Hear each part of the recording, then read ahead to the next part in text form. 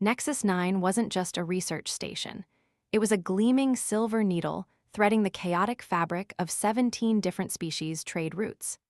Inside, the air hummed with the sterile ambition of science, but Dr. Lee Thelan felt only the frantic pulse of her own curiosity. As a Nexian xenobiologist, she dealt in facts, in hard data. But the creature stepping off the docked diplomatic vessel Relentless defied every biological law she knew. Captain Josh Dillon, human, he emerged from the airlock, a wall of armored muscle and easy confidence. He didn't move like a specimen. He moved like a predator who had decided to be polite. Lee's large green eyes widened. Her research into human physiology, specifically the baffling endurance of the human male, had yielded numbers that made no sense. Dr. Thelan. His voice was a low rumble, warm enough to thaw the station's icy corridors. I understand you requested me specifically, unusual for a diplomatic consult. The data has inconsistencies, Lee said, guiding him toward her lab, her purple skin darkening with a flush she couldn't suppress. Inconsistencies I need to reconcile.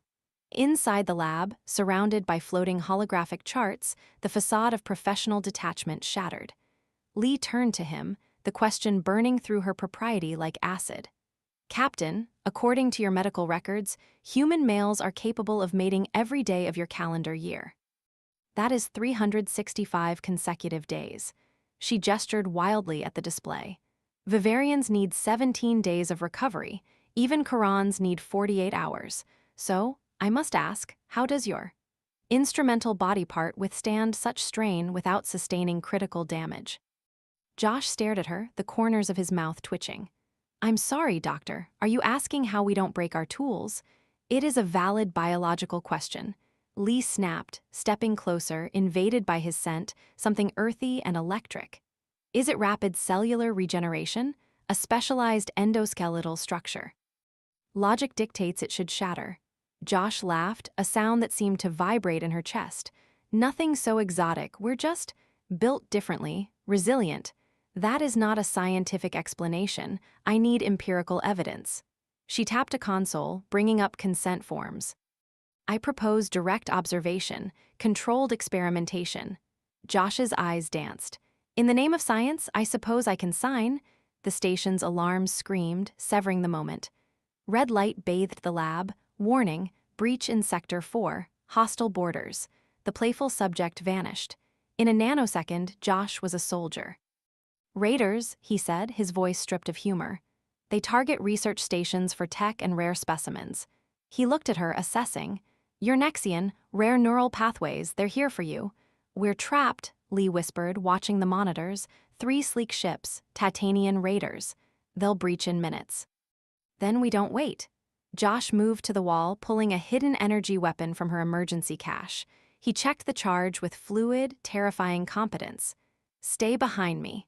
The blast doors shuddered, then buckled. Metal screamed as a breaching charge detonated, filling the room with smoke. Armored figures poured in, weapons raised. Josh didn't hesitate. He fired, a blur of motion, dropping the point man instantly. It was a chaotic, violent dance. Lee fired her own weapon, her hands shaking, but Josh was the storm's center, calm, precise, lethal. He moved with a protective ferocity that defied the cold logic of the cosmos. In nature, organisms flee danger, but humans run toward it to protect their own. A raider rose from the debris, aiming a final, desperate shot at Lee. Josh lunged, throwing his body across hers. The impact threw them to the floor just as station security swarmed the corridor, neutralizing the threat. Silence returned, heavy and acrid. Josh! Lee scrambled up. His armor was scorched at the shoulder, blood welling dark against the gray plating. Just a graze, he grunted, wincing as she helped him up. In the sanctuary of her quarters, the dynamic shifted. The adrenaline faded, replaced by a thick, heavy tension. Lee stripped away his damaged armor, her cool purple fingers working over his hot skin. She applied a Nexian regenerative device, watching his muscles knot as the healing energy pulsed.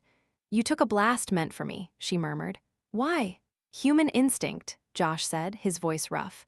He caught her hand, stopping her ministrations. His eyes locked onto hers, dark and infinite. We protect what matters. The air between them crackled, charged with the earlier, unanswered questions. My research, Lee breathed, leaning in, drawn by a gravity she couldn't name. It requires thorough investigation into resilience. Science requires patience, Josh whispered, pulling her down to him. But I think we're done with the theory. The weeks that followed were a blur of intimacy that shattered every hypothesis Lee had ever formed. The experiment was a resounding success. Human endurance was not a myth. But 6 weeks later, the data offered a new, terrifying impossibility. Lee sat before the medical scanner, the blue light illuminating her face. Dr. Thelen? Josh entered, fresh from security detail. He saw the hologram. He froze. It shouldn't be possible, Lee whispered. Genetic incompatibility. Nexian and human DNA are too distinct.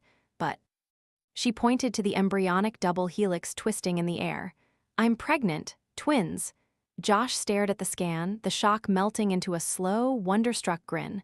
Well, humans are full of surprises. This changes everything, Lee said, her hand resting on her stomach. The Raiders. They must have suspected this compatibility existed. That's why they wanted the data. A hybrid species? It's the holy grail of xenobiology. Then let them come, Josh said, wrapping his arms around her, his touch a fortress. We're not just a research project anymore. We're a family. Months later, the medical bay was silent save for the soft cries of new life. Thern and Thex. They lay in Lee's arms, their skin a soft lavender, their eyes holding the deep, earthy warmth of their father. Commander Hawk and the diplomatic corps stood by, stunned into silence. The twins were living proof that the universe was more malleable than they believed. That life, stubborn and reckless, would always find a way. We need a name for the new facility, Josh said softly, looking down at his sons. Since we're building a future here. Lee looked up at him, the memory of their first meeting playing in her mind, the absurdity of it, the question. The Interspecies Compatibility Center, she said, smiling. Though, personally, I think we've proven that the key to compatibility isn't just biology. No, Josh kissed her forehead. What is it?